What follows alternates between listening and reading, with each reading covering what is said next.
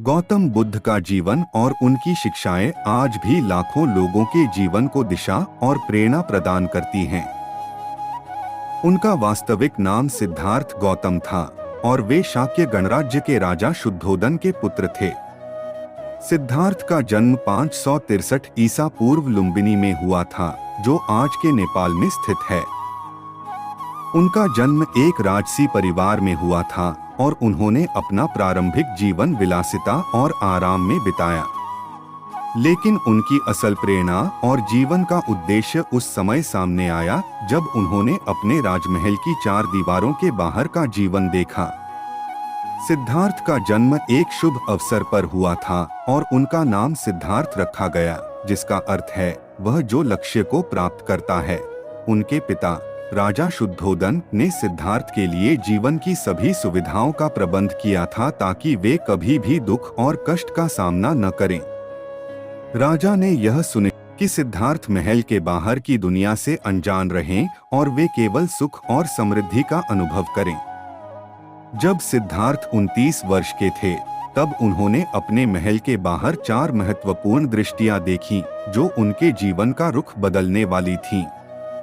पहली दृष्टि थी एक वृद्ध व्यक्ति की, दूसरी थी एक रोगी व्यक्ति की, तीसरी थी एक मृत व्यक्ति की और चौथी दृष्टि थी एक सन्यासी की।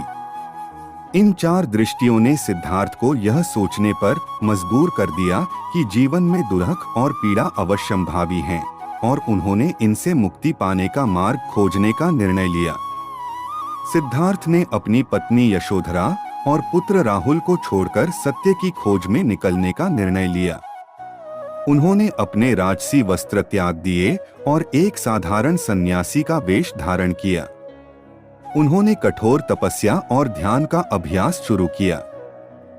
लेकिन कई वर्षों की कठोर तपस्या के बाद भी उन्हें सच्ची शांति और आत्मज्ञान की प्राप्ति नहीं हुई। अत्यधिक तपस्या से थक जाने के बाद सिद्धार्थ ने यह समझा कि आत्मसंयम और आत्मभोग दोनों ही मार्ग सच्चे आत्मज्ञान की प्राप्ति के लिए अनुपयुक्त हैं। उन्होंने मध्यम मार्ग अपनाने का निर्णय लिया, जो न तो कठोर तपस्या का था और न ही अत्यधिक विलासिता का। यह निर्णय उनके जीवन में एक महत्वपूर्ण मोड़ था। सिद्धार्थ ने बोधि वृक्ष के नीचे ध्यान करने का निश्चय किया और प्रतिज्ञा की कि जब तक उन्हें आत्मज्ञान प्राप्त नहीं होगा, वे वहां से नहीं उठेंगे। कई दिनों तक गहरे ध्यान में रहने के बाद आखिरकार उन्हें आत्मज्ञान प्राप्त हुआ और वे गौतम बुद्ध बन गए। यह स्थान आज बोधगया के नाम से जाना जाता है और बौद्ध धर्म के प्रमुख तीर्थ स्थलों में से एक है। गौतम बुद्ध ने अपनी शिक्षाओं को 4 आर्य सत्यों और अष्टांगिक मार्ग के रूप में संक्षिप्त किया।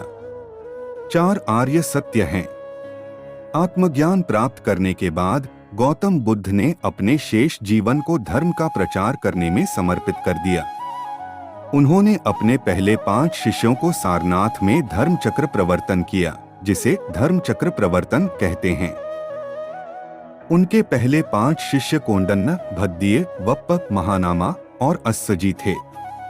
बुद्ध ने भारत के विभिन्न भागों की यात्रा की और अपने अनुयायियों को मध्यम मार्ग अपनाने और 4 आर्य सत्यों का पालन करने की शिक्षा दी। उन्होंने विभिन्न जाति, लिंग और सामाजिक पृष्ठभूमि के लोगों को अपने धर्म में शामिल किया, जो उनके समय की सामाजिक व्यवस्थाओं के लिए क्रांतिकारी था। बुद्ध की शिक्षा हमें जीवन की सच्चाइयों का सामना करने, सही मार्ग पर चलने और दूसरों के प्रति करुणा और सहानुभूति विकसित करने के लिए प्रेरित करती हैं। उनकी शिक्षाएं हमारे दैनिक जीवन में भी महत्वपूर्ण हैं और हमें जीवन के कठिनाइयों का सामना करने के लिए मार्गदर्शन प्रदान करती हैं। गौतम बुद्ध के जीवन में कई ऐसी घटनाएं हैं जो हमें प्रेरित करती हैं और जीवन में सही मार्ग पर चलने के लिए प्रोत्साहित करती हैं।